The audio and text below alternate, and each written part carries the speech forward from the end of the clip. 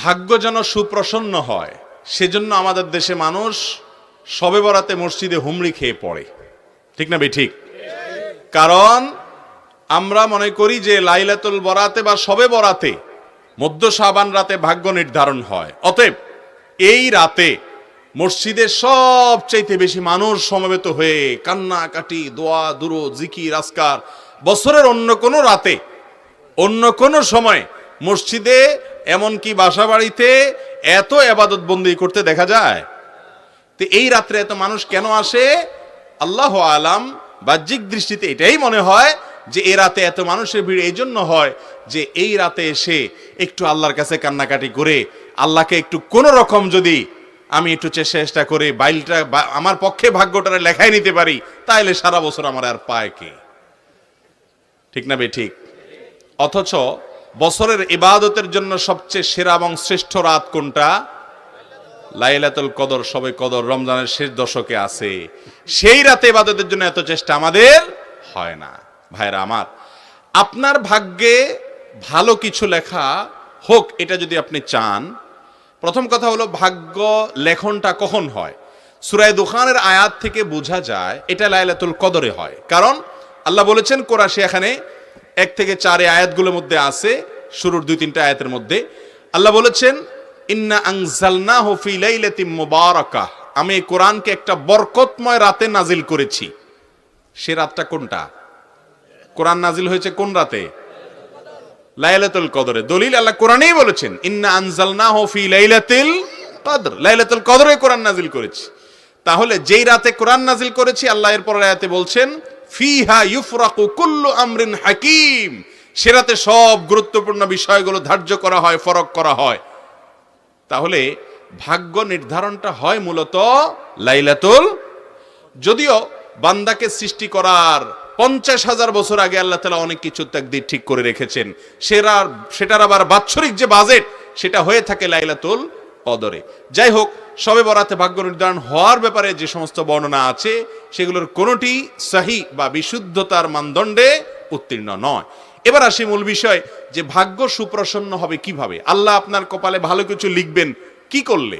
Number 1, আপনি যখন আল্লাহর প্রতি ঈমান আনবেন, আপনার মধ্যে যখন তাকওয়া থাকবে, তাকওয়া আল্লাহর কথা মেনে চলার মানসিকতা থাকবে, হালাল হারাম বাজ বিচার করে চলার চেতনা আপনার অন্তরে থাকবে, এই ব্যক্তির জিন্দেগিতে আল্লাহ তাআলা বরকত খুলে দিবেন। কোরআনে আল্লাহ ওয়াদা করেছেন ওয়ালাউ আন্না আহলাল কুরআ আমানু ওয়াত্তাকাউ লাফাতাহনা আলাইহিম বারাকাতিম মিনাস সামা, যদি ঈমান এবং তাকওয়া আনে কোন জনপদ, কোন এলাকার মানুষেরা আল্লাহর প্রতি বিশ্বাস রাখে আর অন্তরে তাকওয়া থাকে, তাদের জন্য আসমানের সমস্ত বরকতের দুয়ার আমি খুলে দিব। আপনারা বলতে পারেন হুজুর, ঈমান আনলে তাকওয়া অনুযায়ী চললে আল্লাহর আদেশ মেনে চললে যদি সব ভাগ্যে ভালো কিছুই লেখা হয়, তো আফ্রিকান মুসলমানদের এত দুরবস্থা কেন? বার্মিজ মুসলমানদের এত দুরবস্থা কেন? কাশ্মীরের মুসলমানদের এত দুরবস্থা কেন? এটা হয়তো আপনি বলবেন। এর উত্তরে আমি বলবো যে আল্লাহ রাব্বুল আলামিন মানুষের জীবনে বারাকাহ দেওয়া, সুখ এবং শান্তি দেওয়ার মানে এই নয় যে তাকে প্রচুর পরিমাণে প্রাচুর্য দিলেন। একজনকে আল্লাহ অনেক প্রাচুর্য দিলেন, অনেক টাকা পয়সা দিলেন, অথচ তার জীবনে বারাকাহ বা কল্যাণ দিলেন না। সে টাকা পয়সা বহন করলো ঠিক, কিন্তু সুখ এবং সমৃদ্ধি, মানসিক যে প্রশান্তি, এই প্রশান্তিটা সে অর্জন নাও করতে আছে না নাই? টাকা পয়সা অনেক আছে কিন্তু মনে সুখ শান্তি, এই জন্য কখনো পিস্তল দিয়ে আত্মহত্যা করে, কখনো ইনজেকশন দিয়ে আত্মহত্যা করে, কখনো ফাঁসির দড়িতে ঝুলে পড়ে। এই সব হয় ওই কারণে যে অন্তরে কি থাকে না, শান্তি থাকে। শান্তির মালিক আল্লাহ তাআলা, তিনি অনেক সময় দুঃখের মধ্যেও মানুষকে শান্তি দিয়ে থাকেন, বরকত দিয়ে থাকেন।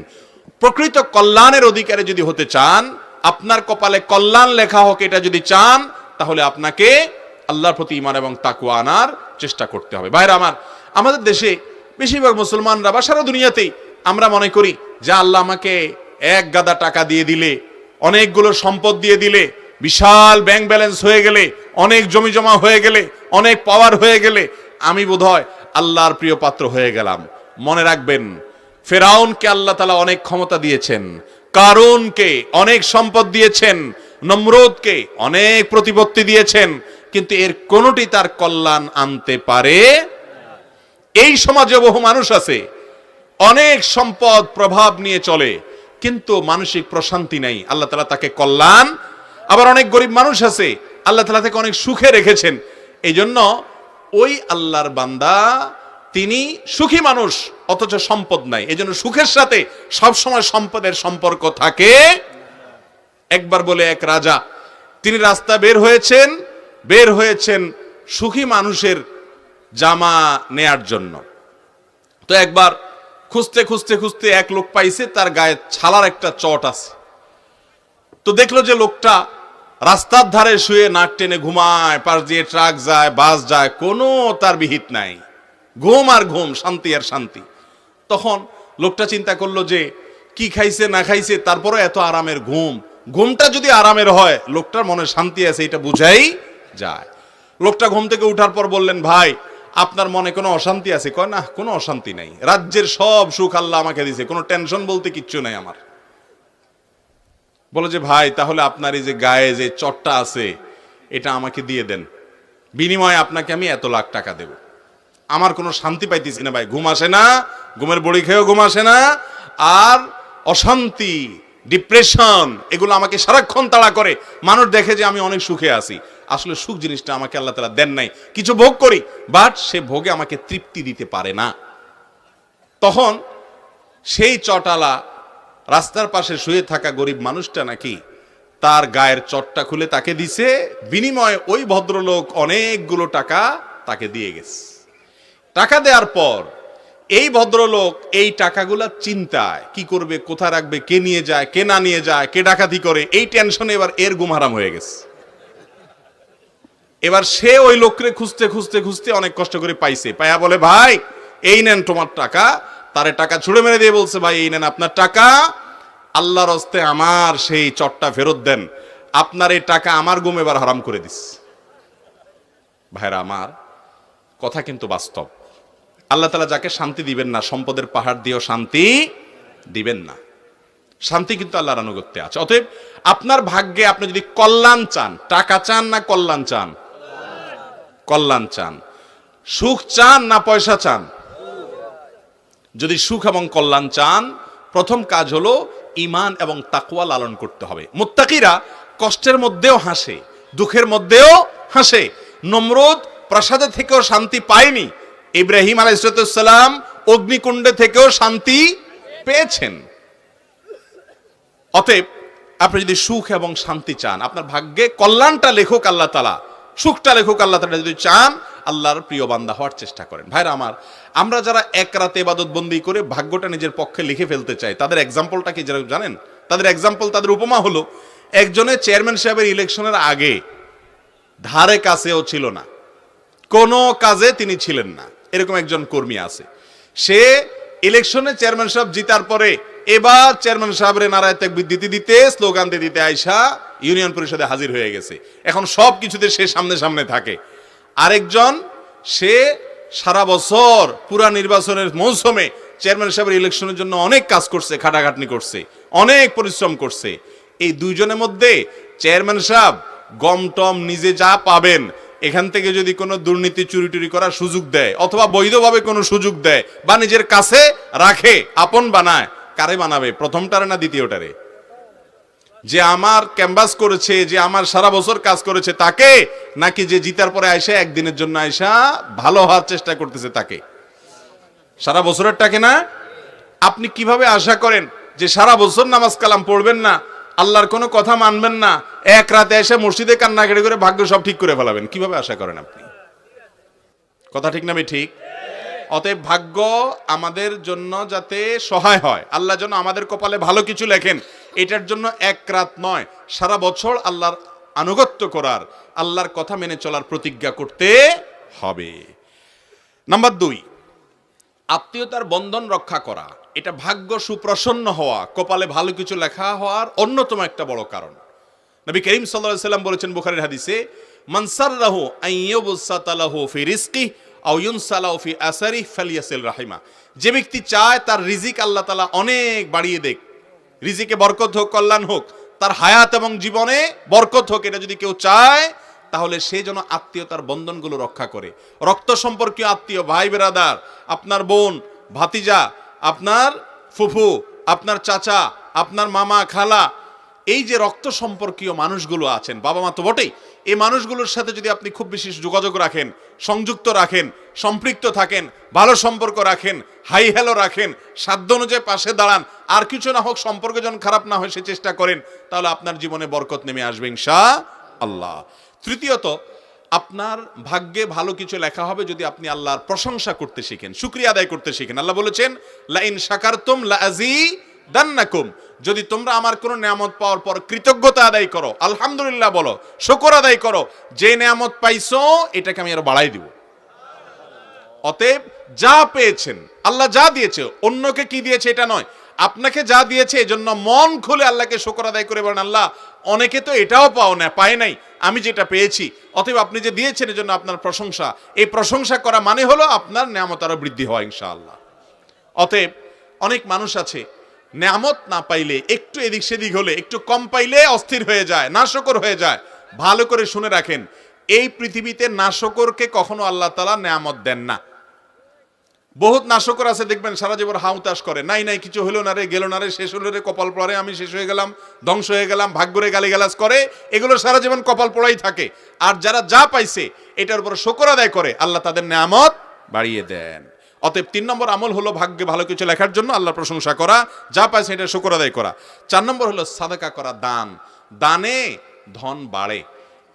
আপনারা দেখেছেন গ্রামে বিশেষ করে চাপকল আছে না, চাপকল যখন পানির লেয়ার নিচে নেমে যায়, আপনি জগে করে পানি নিয়ে আসেন, এই পানিটা আনার পর কি করেন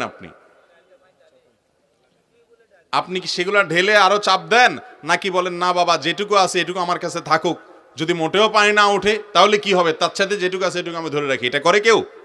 বরং যেই জগ আছে ওই জগ দিয়া চাপ শুরু করে, এরপরে এমন পানি উঠে যে আর জগ বইরাও কুলান যায় না। ঠিক না ভাই? ঠিক ঠিক একইভাবে যারা অভাবে আছেন, আপনার সাধ্য অনুযায়ী কিছু কিছু দান করেন, গরিব মানুষকে, অভাবী মানুষকে কল্যাণের পথে একটু একটু দান করেন। আপনি 1000 টাকা আছে, 10 টাকা দান করেন। দান যত করবেন আল্লাহ তাআলা তার ধনকে বাড়িয়ে দেয়, সম্পদকে বাড়িয়ে দেয়। আর কৃপণ এই ব্যক্তি দেখা যায় হয়তো অনেক পয়সা করি আছে, সে সবসময় ভিখারির মতো, তার টান থাকে, অভাব থাকে, কখনো অভাব দূর হয় না। এই জন্য বরকত এবং আপনার জীবনে আপনার ভাগ্যে ভালো কিছু লেখা হবে তখন যখন আপনি দান দক্ষিণা করার মানসিকতা রাখবেন। এবং নাম্বার 5 এবং সর্বশেষ এই নাম্বারটি বলবো, সেটা হলো বেশি বেশি আল্লাহর কাছে ইস্তিগফার করা। এটা জীবনে বরকত নাজিল হওয়ার কারণ। কোরআনে কারীমে সূরা দাহরে আল্লাহ তাআলা বলেছেন, ফাকুল তাস্তাগফিরু রাব্বাকুম। নূহ আলাইহিস সালাম বলেছিলেন তার জাতিকে, তোমরা তোমাদের রবের কাছে ক্ষমা চাও, নিজের পাপের জন্য ইস্তিগফার করো, মাপ চাও। লাভ হবে কি? ইন্নাহু কানা গাফফারা। 1 নম্বর হলো ক্ষমা চাইলে মাপ পাবা, আল্লাহ ক্ষমাশীল। আর এরপরের কথা হলো যে ওয়ায়ুমদিদুলাকুম বিআমওয়ালিন ওয়া বানিন, সম্পদ, সন্তান, এই সবগুলো দিয়ে তোমাদেরকে আল্লাহ তাআলা সমৃদ্ধ করবেন, রিচ করবেন, এগুলো বাড়িয়ে দিবেন যদি তোমরা ইস্তিগফার করো। ইস্তিগফারের জীবনে সবচেয়ে বেশি বরকত আসে। সব সময় নিজের ভুল স্বীকার করে আল্লাহর কাছে ক্ষমা চাইবেন, আল্লাহ আমারই ত্রুটি, আমারই ভুল, কত ত্রুটি আছে আমি জানি না, হয়তো নিজের ভুলে কথা স্বীকার করবেন, আল্লাহ আপনি মাফ করে দেন, আস্তাগফিরুল্লাহ ওয়া আতুবু ইলাইহি, আস্তাগফিরুল্লাহ ওয়া আতুবু ইলাইহি। যত ইস্তিগফার করবেন জীবনে তত ভালো কিছু আপনার ভাগ্যে লেখা হবে, জীবনে বরকত আসবে ইনশাআল্লাহ। সেই সাথে আল্লাহর উপরে তাওয়াক্কুল করবেন। এই কাজগুলোর মাধ্যমে ভাগ্যে ইনশাআল্লাহ ভালো কিছু লেখা হবে। এর বিপরীতে আল্লাহর অবাধ্য হলে, আল্লাহর নাফরমান হলে তার কপাল পোড়া হয়, তার ভাগ্য খারাপ হয়। এর পাশাপাশি যে ব্যক্তি নিয়ামতের নাশকরি করে, আল্লাহর নিয়ামতের শুকর আদায় করে না, এরও কপালে ভালো কিছু লেখা হয় না। অতএব আপনি যদি চান আপনার ভাগ্যে ভালো কিছু লেখা হোক, তাহলে এই কাজগুলো করবেন। আর ভাগ্য খারাপ হয় এরকম কাজগুলো বেশ আল্লাহর নাফরমানি এবং গুনাহের কাছ থেকে বেঁচে থাকতে হবে। আল্লাহ তাআলা আমাদের সবাইকে দুনিয়াতে সৌভাগ্যবান করুন, আখিরাতেও সৌভাগ্যবান করুন। অনেক মানুষ আছে দুনিয়াতে হয়তো সুখ স্বাচ্ছন্দ্যে থাকে, আখিরাতে দুঃখী হয়। অনেক মানুষ দুনিয়াতে দুঃখী হয়, আখিরাতে সুখী হয়। আর কিছু মানুষ আছে দুনিয়াতেও সুখী, আখিরাতেও সুখী। এজন্য নবী সাল্লাল্লাহু আলাইহি সাল্লামকে আল্লাহ তাআলা দোয়া শিক্ষা দিয়েছেন, আমাদেরকে দোয়া শিক্ষা দিয়েছেন, রব্বানা আতিনা ফিদ দুনিয়া হাসানা ওয়া ফিল আখিরাতে হাসানা। আল্লাহ দুনিয়াতেও আপনার কাছে ভালো চাই, আখিরাতেও ভালো চাই। আল্লাহর কোনো অভাব আছে? অতএব আল্লাহর কাছে দোয়া করব দুটোটার জন্য ইনশাআল্লাহ। আল্লাহ আপনার ভাগ্যে ভালো কিছু লিখবেন।